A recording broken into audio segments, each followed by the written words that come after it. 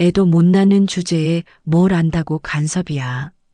그 문자 메시지를 본 순간 저는 손이 떨려서 휴대폰을 놓칠 뻔했습니다. 딸의 휴대폰 화면에 떠 있던 사위의 문자. 그 뒤로 이어진 말들은 차마 입에 담을 수조차 없는 욕설들이었습니다. 저는 그 자리에 주저앉고 말았습니다. 20년. 딸이 결혼한 지 거의 20년이 다 되어 가는데 저는 아무것도 몰랐습니다. 아니, 보지 못했던 겁니다. 사위가 저희 앞에서 쓰고 있던 완벽한 가면을요. 불과 일주일 전 설날이었습니다. 사위는 아침 일찍 우리 집으로 차를 몰고 왔습니다. 장모님, 장인어른, 새해 복 많이 받으세요. 문을 여니 사위가 환하게 웃으며 서 있었습니다. 두 손에는 과일 선물 세트와 한우 선물 세트를 들고 있었습니다. 장모님, 이 소파 오래됐네요. 제가 새 거 하나 사드릴까요? 사위는 진심으로 걱정하는 표정이었습니다. 저는 그때도 생각했습니다. 우리 딸이 정말 좋은 사람 만났구나. 그날 사위는 하루 종일 완벽했습니다. 식사 중에도 계속 저희를 챙겼습니다. 장모님, 이 갈비 드세요. 제일 좋은 부위예요. 식사가 끝나고 사위는 주머니에서 봉투를 꺼냈습니다. 100만 원이 들어 있었습니다. 아니에요. 제가 의사라 형편이 괜찮아요. 받으세요. 저는 눈시울이 뜨거워졌습니다. 고마워, 강서방. 정말 고마워. 사위는 환하게 웃으며 저희를 안아줬습니다. 저는 그 순간 정말 행복했습니다. 하지만 그건 착각이었습니다. 완벽한 착각이었습니다. 설날로부터 3일 후 수요일 오후였습니다. 딸에게서 전화가 왔습니다. 엄마, 나 감기 걸린 것 같아. 저는 곧장 시장으로 달려가 미역과 무, 닭 한 마리를 샀습니다. 평소에 아파도 내색 한번 안 하던 딸의 전화를 무시할 수가 없었습니다. 버스를 3번 갈아타고 딸의 아파트에 도착했습니다. 딸의 얼굴은 창백했고 눈은 퉁퉁 부어 있었습니다. 엄마, 왜 왔어? 부엌 냉장고를 열었습니다. 텅 비어 있었습니다.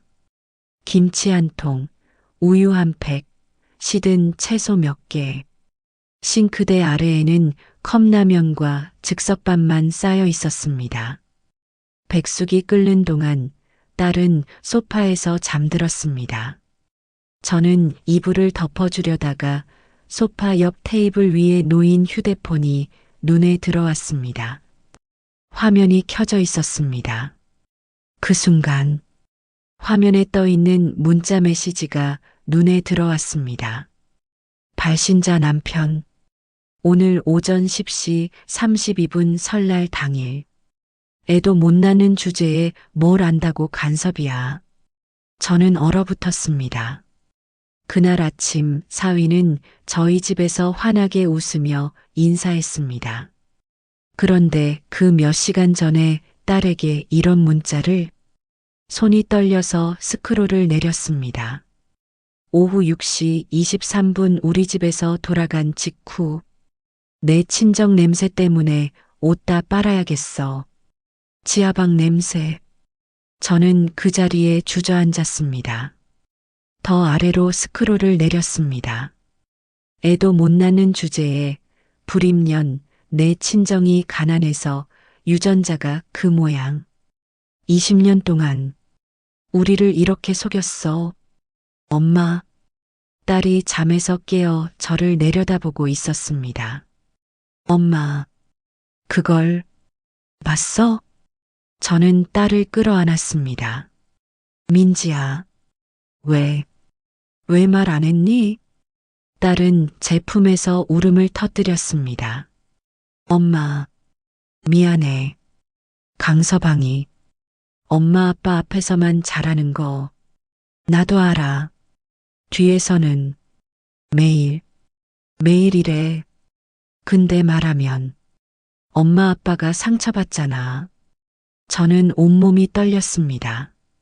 그래서 20년 동안 혼자 참았구나. 민지야, 강서방이 설날에 우리 집에서 얼마나 웃었는지 알아? 알아, 엄마. 나도 봤어. 집에 돌아오는 차 안에서도 계속 욕했어. 근데 엄마 아빠 앞에서는 웃으면서 저는 딸을 더 꽉 안았습니다. 아니다, 민지야. 이제 괜찮아. 엄마가 방법을 찾아줄게. 그날 밤 저는 딸을 재우고 집으로 돌아왔습니다. 남편에게 오늘 본 모든 것을 말했습니다. 20년 동안 우리를 속인 거예요. 완벽하게.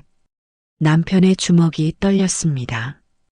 그 개자식이. 저는 남편의 손을 잡았습니다. 여보, 우리가 제대로 대응해야 해요. 법으로, 증거로. 저는 그날 밤 잠을 이루지 못했습니다. 이제 끝이야, 강우진. 내 가면을 벗길 거야. 다음 날 아침 저는 탁자에 앉아 메모지를 꺼냈습니다. 해야 할 일 증거 모으기, 변호사 찾기, 돈 마련하기. 오전 10시 저는 다시 딸의 집으로 갔습니다. 민지야, 엄마한테 솔직하게 다 말해봐. 딸은 한참을 망설이다가 입을 열었습니다. 결혼하고 5년까지는 괜찮았어. 근데 6년 차부터 시어머니가 손자 달라고 압박하기 시작했어. 그때부터 남편이 변했어. 병원 다니기 시작했어. 불임 검사. 근데 남편은 자기는 검사 안 받았어. 딸은 울먹이며 휴대폰을 꺼냈습니다. 엄마, 여기 다 있어. 3년치. 저는 딸의 휴대폰으로 문자 내역을 하나하나 사진 찍었습니다. 50장이 넘었습니다. 또 뭐 있니? 녹음 같은 거. 딸이 보여준 녹음 파일은 10개가 넘었습니다. 재생 버튼을 눌렀습니다. 야, 김민지. 애도 못 낳는 주제에. 저는 눈을 감았습니다. 눈물이 흘렀습니다. 민지야, 또 뭐 있어? 폭행은? 딸이 옷을 걷어 올렸습니다. 옆구리에 멍 자국이 흐릿하게 남아 있었습니다. 병원 갔었어. 진단서도 받았어. 저는 딸을 끌어안았습니다. 괜찮아. 엄마가 다 정리할게. 오후 2시 저는 구청으로 향했습니다. 30대 초반 여성 변호사가 앉아 있었습니다. 저희 딸이 사위한테 이런 걸 당했는데요. 이혼할 수 있을까요? 변호사는 서류를 꼼꼼히 살펴봤습니다. 어머님, 이건 명백한 가정폭력입니다. 충분히 가능합니다. 그런데 얼마나 들까요? 대략 1,500만 원에서 2천만 원 정도 예상하시면 됩니다. 저는 숨이 막혔습니다. 저희 부부가 평생 모은 노후 자금이 2,300만 원이었습니다. 저녁, 저는 남편과 마주 앉았습니다. 작은 식탁 위에 통장을 꺼내 놓았습니다. 잔액 2,318만 7,450원. 여보, 이거 써야 할 것 같아요. 순호가, 이게 우리 전부야. 저는 녹음 파일을 재생했습니다. 내 엄마 아빠 오지 말라고 해. 집안 공기 더러워져. 철수의 눈에 눈물이 고였습니다. 저 새끼가 감히. 여보, 우리 딸 이대로 둘 수 없어요. 돈이 없으면 나중에 또 벌면 돼요.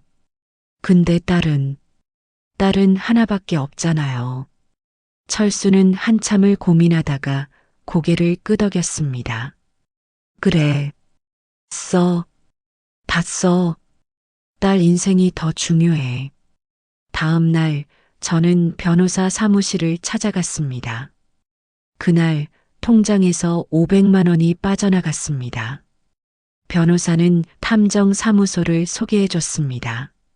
40대 중반의 남자가 저를 맞았습니다. 이 사람이 외도하고 있어요. 확실한 증거가 필요합니다. 2주면 됩니다. 기본 800만 원입니다. 그날 통장에서 또 300만 원이 빠져나갔습니다.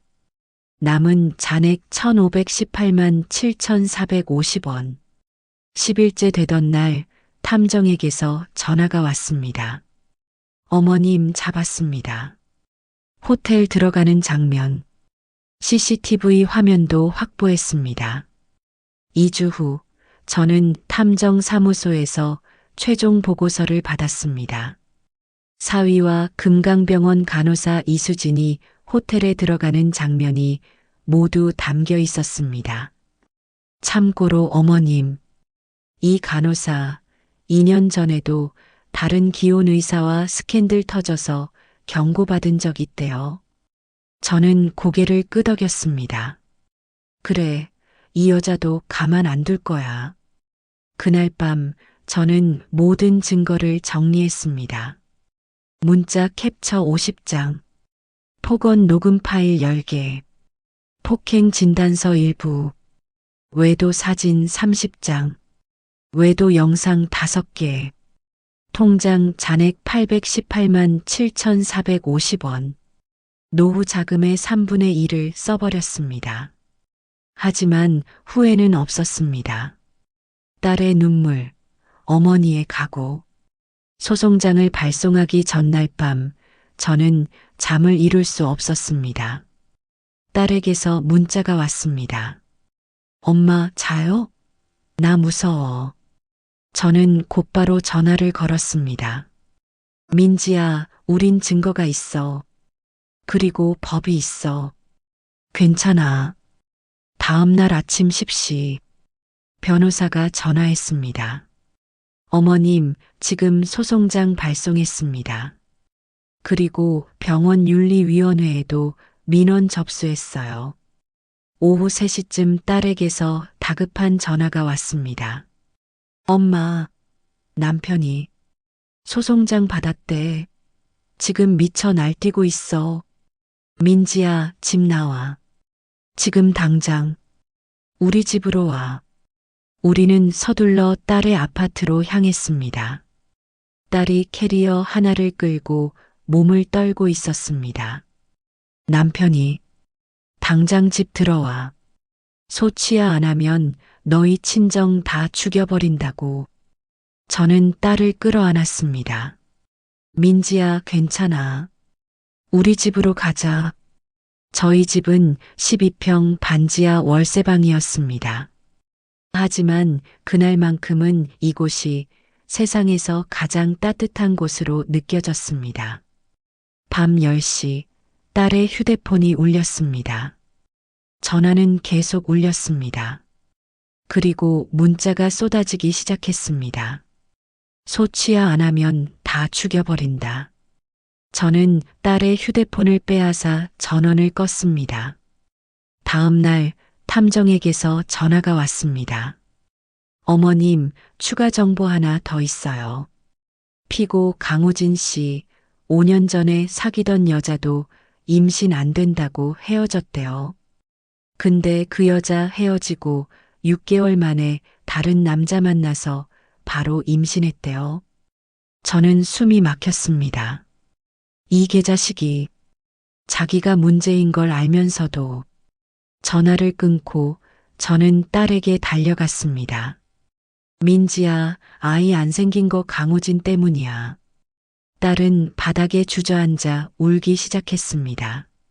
엄마, 나 20년 동안 내가 잘못인 줄 알았어. 저는 딸을 꽉 껴안았습니다. 민지야, 괜찮아. 네 잘못 아니야.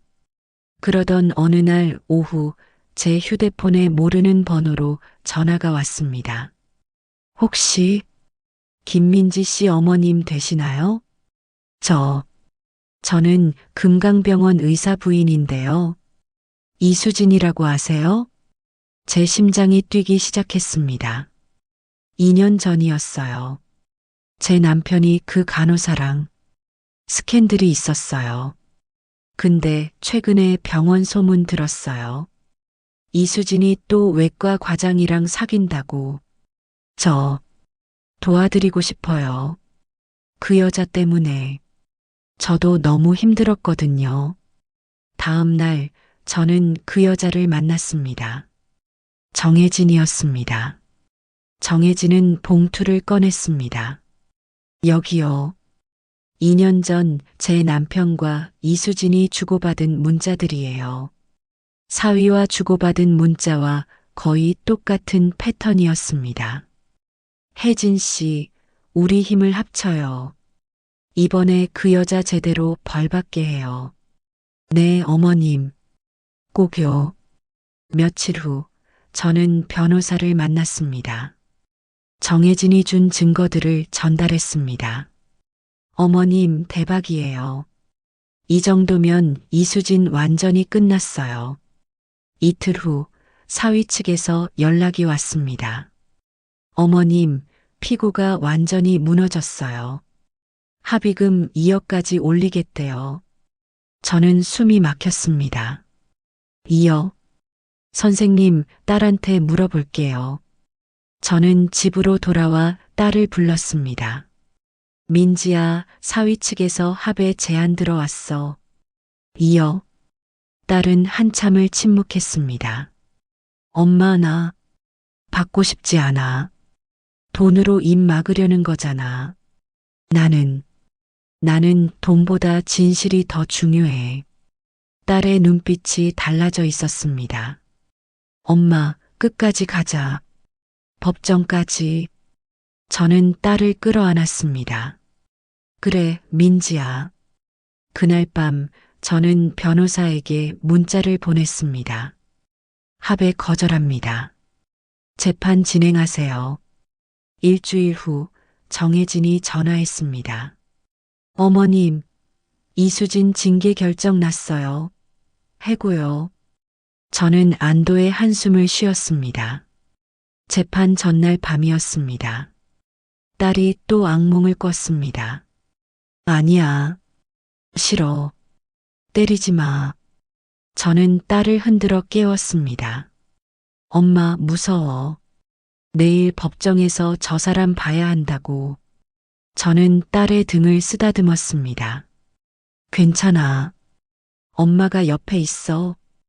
다음 날 아침 9시, 우리는 법원 앞에 섰습니다. 법정 안으로 들어서는 순간 사위가 보였습니다. 강우진. 사위는 우리를 보더니 비웃듯 웃었습니다. 딸의 몸이 굳었습니다. 엄마, 나 못하겠어. 저는 딸의 손을 꽉 잡았습니다. 괜찮아. 엄마가 있어. 재판이 시작됐습니다. 김지연 변호사가 증거를 제출했습니다. 판사는 녹음 파일을 재생했습니다. 애도 못 낳는 주제에 뭘 안다고. 법정에 사위의 목소리가 울려 퍼졌습니다. 딸은 고개를 숙이고 울고 있었습니다. 재판이 잠시 휴정됐습니다. 우리는 복도로 나왔습니다. 그때 사위가 다가왔습니다. 장모님, 제발 좀 그만하시죠. 합의하죠. 제가 3억 드릴게요.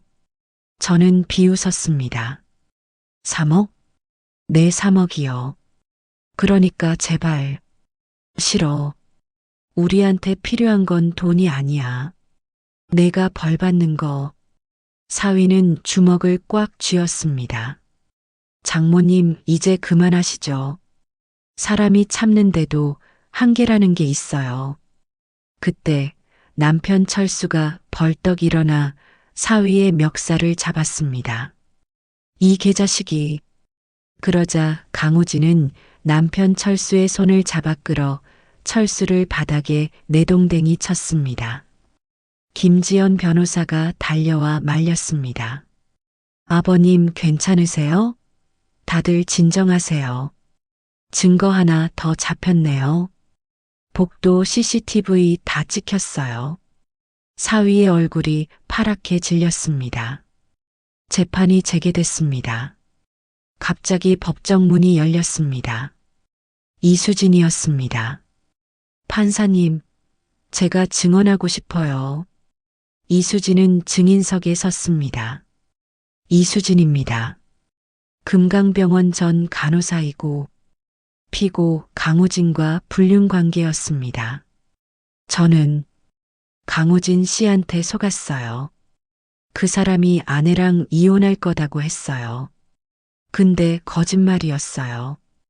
그리고 제가 병원에서 잘렸는데 그 사람은 저한테 연락도 안 해요. 이수진은 휴대폰을 꺼냈습니다. 여기 다 있어요. 우리가 주고받은 문자, 통화 녹음. 제가 다 증거로 드릴게요. 사위는 의자를 박차고 일어났습니다. 이 미친년아. 판사가 망치를 쳤습니다. 피고, 퇴정하시오. 법정 경비가 사위를 끌고 나갔습니다. 재판이 끝나고 우리는 법원을 나왔습니다.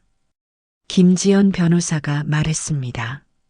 어머님, 지금 바로 경찰서 가세요.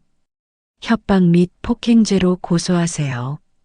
그때 변호사에게서 또 전화가 왔습니다. 어머님, 상대 측에서 긴급 연락 왔어요. 피고가 완전히 무너졌대요. 합의금 5억, 재산 분할 9대1로 하겠대요. 그리고 모든 협박건에 대해 사과하고 접근 금지 명령도 받겠대요. 저는 숨이 막혔습니다. 5억. 그리고 병원에서도 이미 잘렸고 의사 면허도 정지 위기래요. 완전히 무너졌어요. 저는 딸을 바라봤습니다. 딸도 저를 바라봤습니다. 민지야, 내 생각은? 딸은 한참을 생각하더니 입을 열었습니다. 엄마, 받을래. 더 이상 저 사람 얼굴 보기 싫어. 그리고 이제 시작하고 싶어 제시도진 계속. 새로운 인생을. 저는 딸의 손을 꽉 잡았습니다. 그래, 민지야. 좋은 선택이야. 일주일 후 합의가 성사됐습니다. 변호사 사무실에서 최종 합의서에 서명했습니다. 합의 내용. 합의금 5억 원. 재산 분할 9대1 딸에게 4억 추가. 사위의 공식 사과문. 영구 접근 금지 명령. 모든 협박건에 대한 형사 고소 취하단. 집행유예 조건. 총 9억 원이었습니다. 사위는 고개를 숙인 채 서명했습니다. 얼굴은 초췌했고 손이 떨렸습니다. 사위가 떠나고 김지연 변호사가 말했습니다. 민지 씨, 잘 결정하셨어요. 저 사람은 이미 다 잃었어요. 병원에서 해고됐고 간호사 커뮤니티에 소문 다 퍼졌고 의료계에서 매장당했어요. 앞으로 다른 여자한테 똑같은 짓 못할 겁니다. 딸은 조용히 고개를 끄덕였습니다. 그리고 어머님, 이거 받으세요. 변호사는 봉투를 건넸습니다. 안에는 수표가 들어 있었습니다. 민지 씨가 드리래요. 어머님이 쓰신 노후 자금 2천만 원, 그리고 감사의 마음으로 3천만 원 더요. 총 5천만 원입니다. 저는 눈물이 났습니다. 민지야. 딸이 제 손을 잡았습니다. 엄마 받아요.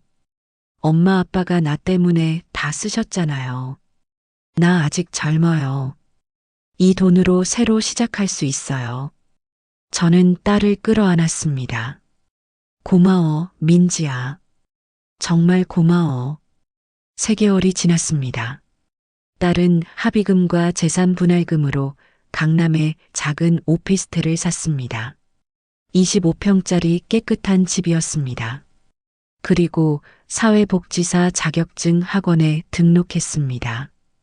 엄마, 나 같은 사람들 도와주고 싶어? 가정폭력 피해자들이요. 딸의 눈빛은 확고했습니다. 저희 부부는 딸이 준 5천만 원으로 노후 자금을 채웠고 여유가 생겼습니다. 1년이 지났습니다. 딸은 사회복지사 자격증을 땄고 희망의 빛 여성 상담센터를 열었습니다. 개소식 날 우리는 상담센터에 갔습니다. 작은 건물 2층, 깨끗한 간판이 걸려 있었습니다. 안으로 들어가니 벽에 액자가 하나 걸려 있었습니다. 사랑하는 딸의 존엄을 지켜주는 것, 그것이 어머니가 할 수 있는 마지막이자 가장 위대한 일입니다. 박순옥, 저는 눈물이 났습니다. 민지야, 엄마, 이게 우리 센터의 모토예요. 앞으로 이곳에 오는 모든 여성들에게 희망을 주고 싶어요. 저는 딸을 끌어안았습니다. 남편도 함께 안았습니다. 우리 셋은 한참을 그렇게 서 있었습니다. 저는 68세입니다. 여전히 12평 반지하 월세방에 삽니다. 하지만 이제는 노후 걱정 없이 삽니다. 매주 일요일 딸네 집에서 함께 밥을 먹습니다. 딸이 만들어주는 음식 맛이 세상에서 제일 맛있습니다. 가끔 상담센터에도 들러 차를 대접합니다. 그곳에서 만나는 여성들에게 제 이야기를 들려줍니다. 그러면 그들은 눈물을 흘리며 말합니다. 저도 할 수 있을까요? 저는 그들의 손을 꽉 잡고 대답합니다. 할 수 있어요. 제가 했으니까요. 그리고 기억하세요. 때로는 끝까지 싸우는 것보다 현명하게 받아낼 것을 받아내고 새로 시작하는 것도 용기입니다. 이것이 제 이야기입니다. 가난한 친정어머니의 무일푼 어머니의 하지만 딸을 향한 사랑만큼은 그 무엇보다 강했던 어머니의 이야기입니다. 저는 딸에게 법정에서의 완벽한 승리를 주지는 못했습니다. 하지만 더 중요한 것을 주었습니다. 새로운 시작을 위한 경제적 자유와 심리적 안정. 사위는 사회적으로 이미 끝났습니다. 병원에서 해고됐고 의료계에서 매장당했습니다. 하지만 우리 딸은 9억 원으로 새 집을 사고 상담센터를 열고 다른 여성들을 돕고 있습니다. 이것이 진짜 승리입니다. 복수는 상대를 무너뜨리는 것이 아닙니다. 내가 더 행복해지는 것입니다. 돈이 없어도 배우지 못했어도 나이가 많아도 괜찮습니다. 증거만 있다면, 용기만 있다면 법은 우리 편입니다. 그리고 때로는 합의도 훌륭한 선택입니다. 중요한 것은 상대를 벌주는 것이 아니라 내 사람이 행복해지는 것입니다. 딸들이여, 며느리들이여, 참지 마십시오. 그리고 어머니들이여, 우리가 할 수 있는 일이 있습니다. 사랑하는 딸의 존엄을 지켜주는 것. 그것이 어머니가 할 수 있는 마지막, 그리고 가장 위대한 일입니다. 여러분도 할 수 있습니다. 포기하지 마세요. 당신은 혼자가 아닙니다. 여러분의 존엄은 지켜질 것입니다. 그리고 여러분의 새로운 시작은 더 아름다울 것입니다. 이 이야기가 누군가에게 용기가 되길 바랍니다. 구독과 좋아요로 더 많은 분들께 희망을 전해주세요. 감사합니다.